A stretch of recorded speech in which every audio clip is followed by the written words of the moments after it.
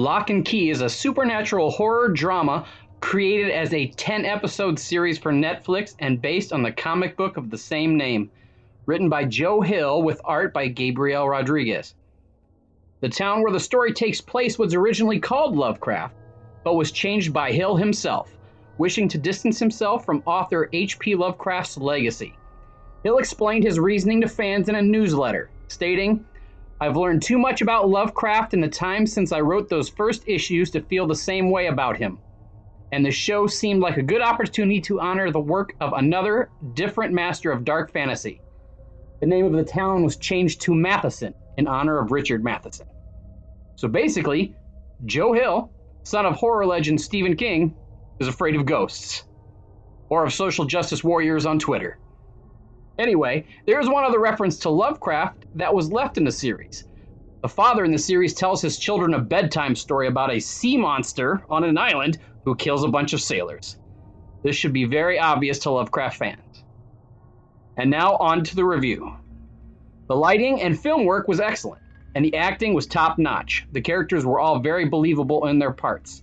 Even the annoying little brother was only annoying part of the time. Most of the CGI was good, except for a sequence in which they should have used the actors' actual faces and green screened out their bodies. But instead,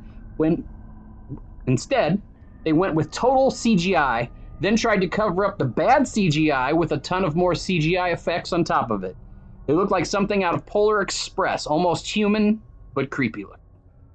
It includes the cliched tropes of only kids can see magic and the recovering alcoholic parent. Episode 7 is filled with fight scenes that are all really bad, both the choreography and the editing. Episode 9, plot reveal is cliche and lame, and episode 10 is the worst part. The final conflict is done well, but I can't even count how many times the tired and literal plot point has been done, so it makes the end kind of disappointing and stupid, which makes sense for Stephen King's kid. And there is a bit of John Carpenter's Prince of Darkness ending in there also. Plays out a lot like the other show about magic, The Magicians, and even has a self-referencing joke about Hogwarts because the parallels there are very apparent as well. It has some dark moments, but it's definitely not horror. But overall, I enjoyed the series and would recommend Lock and Key. Cthulhu Fhtagn.